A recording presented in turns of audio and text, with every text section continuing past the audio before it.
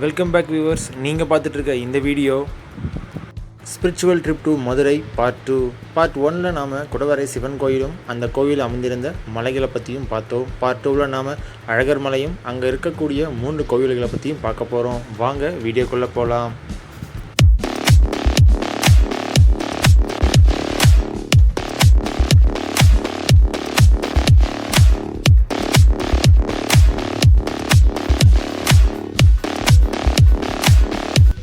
இந்த அழகர் மலையில் மொத்தமாக 3 கோவில் இருக்குங்க.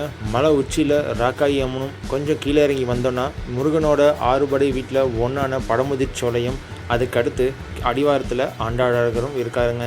ஸோ இப்போ நம்ம மலை உச்சியில் ராக்காயி அம்மன் கோவிலேருந்து இந்த அழகர் மலையோட பயணத்தை தொடங்கலாம்.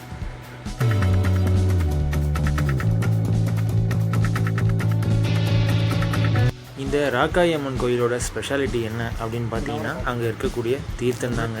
தீர்த்தம் ஆடுறது அப்படின்னு இங்கே தனியாக ஒரு வழக்கமாகவே வச்சுருக்காங்க. இந்த ஊரில் இருக்க மக்கள் அவங்க வீட்டில் நடக்கக்கூடிய நல்ல விசேஷங்களுக்கு இல்லை சுப நிகழ்ச்சிகளுக்கு இங்கே வந்து தீர்த்தம் ஆடிட்டு அந்த தீர்த்தத்தை எடுத்துகிட்டு போய் தான் அவங்க வீட்டில் இருக்கக்கூடிய நிகழ்ச்சிகளை நடத்துவாங்களாம். வாங்க இப்போது மேலே போய் அந்த தீர்த்தம் ஆடுற இடத்த பார்த்துட்டு வரலாம்.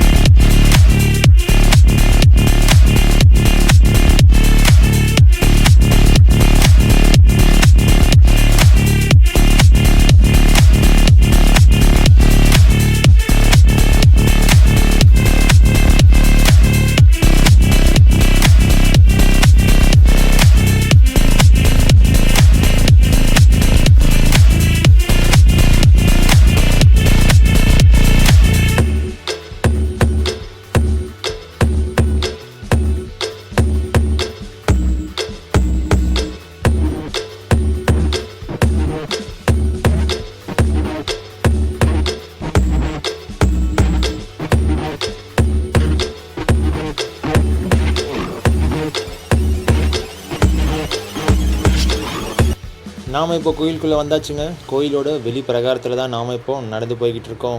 இன்னும் கொஞ்சம் தூரம் போனோம் அப்படின்னா அந்த தீர்த்தமாடுற இடந்தாங்க. அந்த தீர்த்தமாடுற இடத்தையும் பார்த்துட்டு ராக்காயி அம்மனையும் பார்த்துட்டு வந்துடலாம். நார்மலான நாட்களில் இந்த இடத்துல கூட்டம் அலமோதுமா.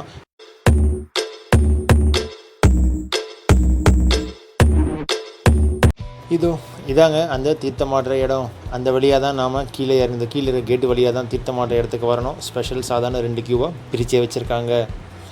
இப்போ நாம் தீர்த்தமாடுற இடத்தையும் பார்த்துட்டு நம்ம ராக்காயி அம்மனை தரிசனம் பண்ணிவிட்டு நம்ம தமிழ் கடவுளான முருகனோட அறுபடை வீட்டில் ஒன்றான பழமுதிர் சோலை கோவிலுக்கு வந்தாச்சுங்க.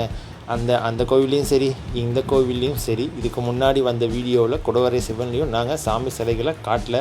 கருவறை இருக்கக்கூடிய சிலைகளை காட்டக்கூடாது, அதனால தான் நாங்கள் சிலைகளை காட்டலிங்க. தப்பாக நினச்சிக்காதே. எங்களோட முக்கியமான எய்ம் என்ன அப்படின்னு பார்த்தீங்கன்னா, அந்த மலை அதை சுற்றி இருக்கக்கூடிய இயற்கை அழகு இது 2ஐயும் உங்களுக்கு காட்டணும். அதான் எங்களோட எய்ம். நாங்கள் அதை தான் பண்ணிக்கிட்டு இருக்கோம். சரி வாங்க முருகனை தரிசனம் பண்ணிவிட்டு அடிவாரத்தில் இருக்கக்கூடிய ஆண்டாளையும் அழகரையும் தரிசனம் பண்ணுறதுக்கு போகலாம்.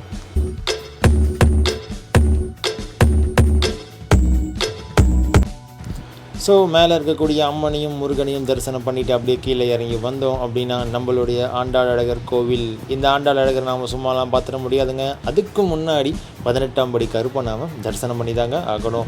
18ஆம் படி கருப்பு சாமிக்கு எல்லா இடத்துலையும் சிலை இருக்கும். ஆனால் இந்த இடத்துல கருப்பு சாமிக்கு சிலை இல்லைங்க. அந்த 18 படி மட்டும்தான்.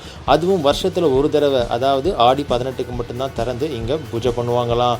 சரி வாங்க 18ஆம் படி கருப்பை கும்பிட்டுட்டு உள்ள அழகரை பார்க்குறதுக்கு போகலாம்.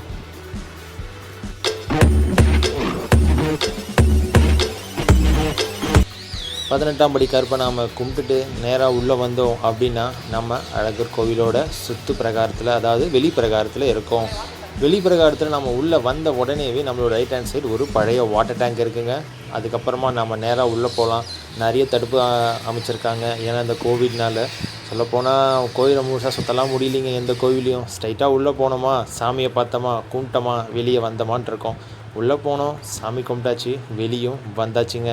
எங்களால் முடிஞ்ச அளவுக்கு இந்த ஸ்பிரிச்சுவல் ட்ரிப்பில் நாங்கள் குடவரை சிவன் கோயிலையும் அதுக்கப்புறமா அழகர் மலையில் இருக்கக்கூடிய 3 கோவில்களை பற்றியும் சொல்லியிருக்கோங்க. சாமி சிலையை காட்டலன்னு வருத்தப்படாதீங்க, சாமி சிலையை காட்டக்கூடாதுன்னு தான் காட்டல. உங்களால் முடிஞ்சால் இந்த இடத்துக்கு வாங்க, கண்டிப்பாக நீங்கள் என்ஜாய் பண்ணிட்டு போவீங்க.